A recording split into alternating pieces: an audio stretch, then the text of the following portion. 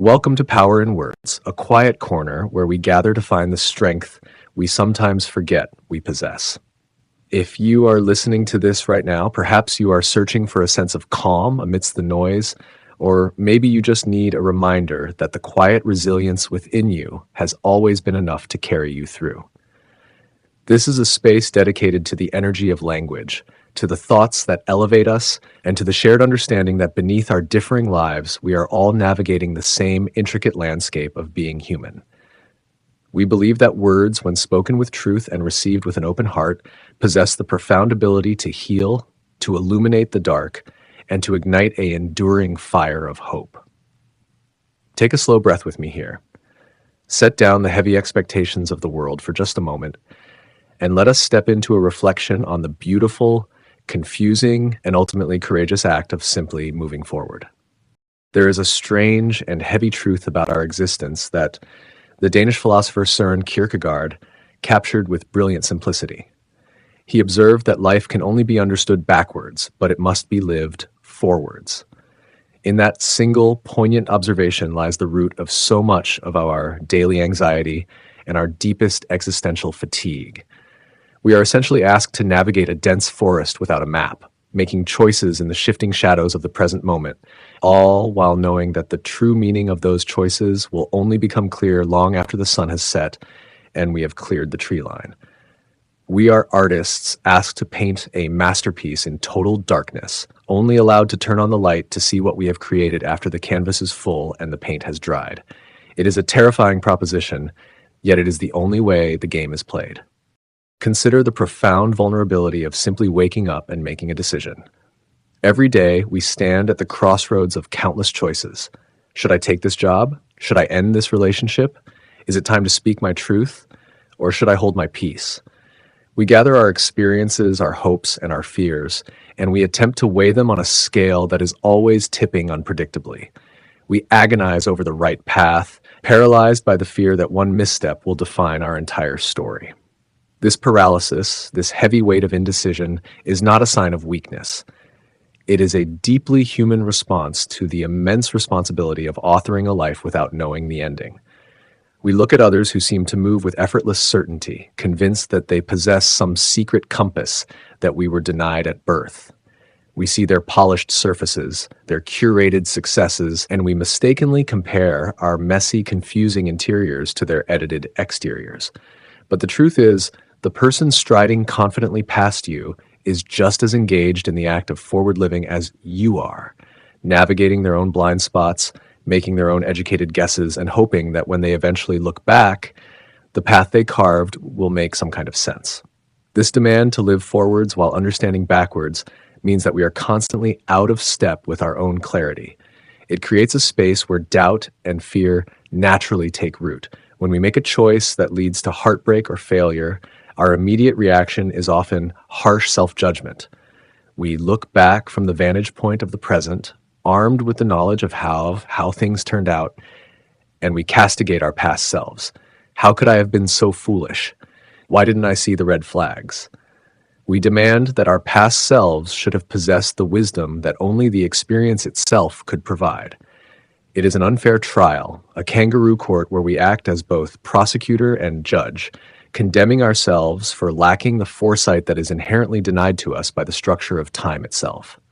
Think about a moment in your life that felt like a profound setback.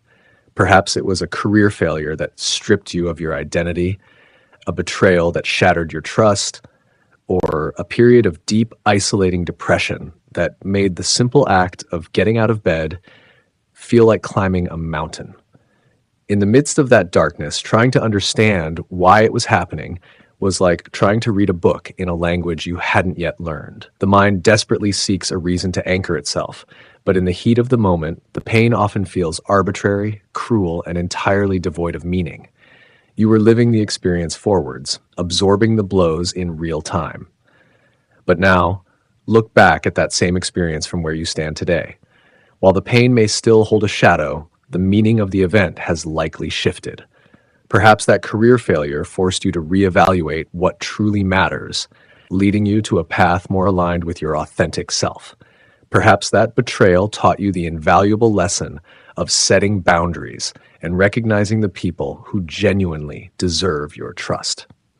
That period of darkness, while excruciating, may have been the crucible in which your deepest empathy and resilience were forged. The understanding arrived late, as it always does, patiently waiting for you to walk far enough down the road to gain the necessary perspective. This delayed understanding is not a flaw in the system. It is the very mechanism by which growth occurs. It is the friction that polishes the stone. If we knew the outcome of every decision, if every consequence were immediately clear, life would be a perfectly safe, perfectly predictable, and utterly stagnant affair. It is the unknown, the risk, the act of stepping into the fog that demands courage and builds character.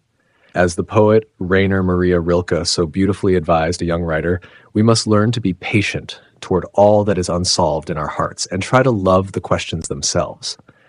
We are so often desperate for the answers, for the neat resolution that ties everything together. But the answers are not found by standing still and demanding them. They are discovered by living the questions, by moving forward into the uncertainty and trusting that the clarity will eventually catch up. The psychological toll of living forwards is often characterized by a quiet, pervasive loneliness. Even when surrounded by others, the internal experience of navigating our own unique timeline with its specific regrets and its silent hopes is a solitary journey. We carry the ghosts of our past choices and the phantoms of our future anxieties, and this internal crowdedness can make us feel isolated. It is in these moments of isolation that the feeling of being an imposter often creeps in.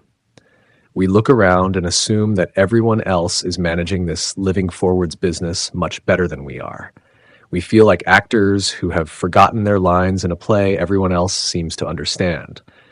But the profound irony is that this feeling of being an imposter, this sense of fumbling through the dark, is perhaps the most universal human experience of all. Recognizing this shared vulnerability is the first step towards self-compassion. When we realize that everyone is essentially improvising, the pressure to be perfect begins to dissipate. We can replace the harsh self-criticism with a gentle acknowledgement of the difficulty of the task. We are asked to construct the bridge even as we walk across it, and the fact that we have not fallen is a testament to our profound inherent resilience. Living forwards requires a specific kind of faith. Not necessarily a religious faith, though it can be, but a fundamental trust in your own capacity to endure and eventually make sense of the unfolding narrative. It is the belief that even when the plot seems chaotic and the characters are acting irrationally, a cohesive story is somehow being written.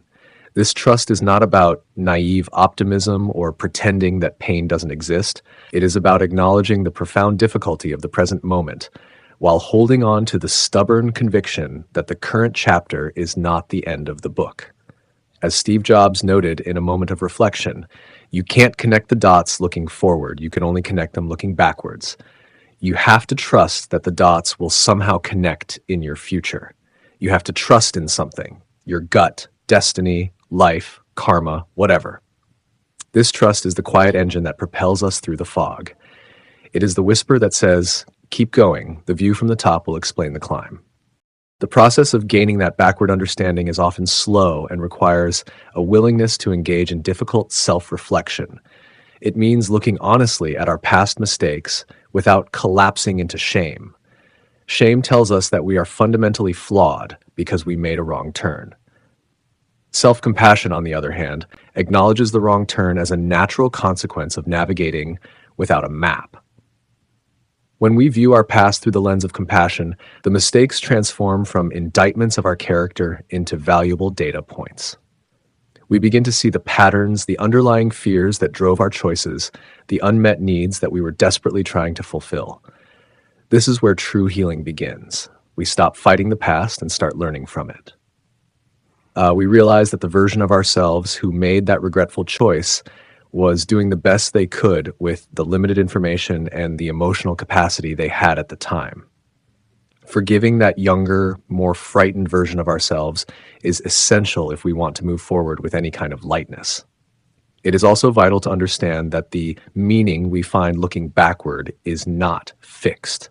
It is dynamic and entirely dependent on the present moment from which we are doing the looking. A failure that looked like the end of the world 5 years ago might look like a necessary detour today. 10 years from now, it might look like the most fortunate thing that ever happened to you. We are not just uncovering a pre-existing meaning. We are actively constructing it through the ongoing narrative of our lives. This gives us immense power. While we cannot change the events of the past, we have complete control over the story we tell about them. We can allow our mistakes and traumas to define us as permanently broken, or over time, we can gently weave them into a broader narrative of survival, growth, and hard-won wisdom. The events remain the same, but the architecture of the meaning is entirely our own creation. Living forwards with intention means embracing the inherent risk of the endeavor. It means accepting that you will get hurt, you will make mistakes, and you will undoubtedly experience moments of profound confusion. But it also means accepting that you will experience joy, connection, and moments of startling clarity. To protect yourself from the pain is to simultaneously wall yourself off from the beauty. The philosopher Friedrich Nietzsche spoke of the concept of amor fati, the love of one's fate. He suggested that true greatness lies not just in enduring what is necessary, but in loving it. This does not mean enthusiastically embracing suffering. Rather, it means accepting the totality of your life, the triumphs, the failures, the clear days, and the foggy nights, as an integrated whole. It means recognizing that every experience, however difficult, was a necessary brushstroke in the painting of who you are becoming. This brings us to the core challenge of Kierkegaard's observation. How do we find the courage to keep stepping into the unknown? The answer lies in shifting our focus from the outcome to the process. If we base our sense of worth entirely on the results of our actions, results that we cannot fully predict or control, we will always be at the mercy of anxiety. But if we locate our worth in the integrity of our effort, in our willingness to show up, to be vulnerable, and to try, then we become resilient.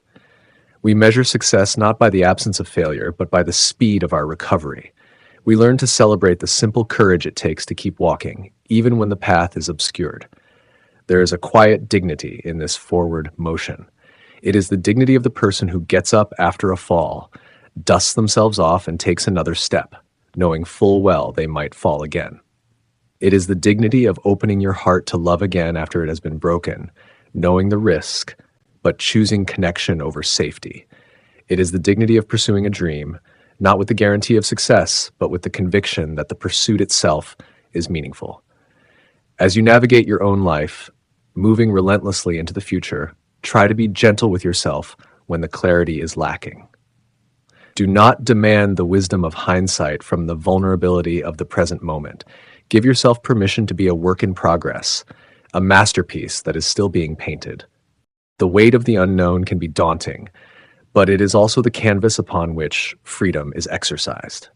Every step taken without complete assurance is an assertion of your will, a declaration that you choose to participate in the unfolding mystery of your own existence.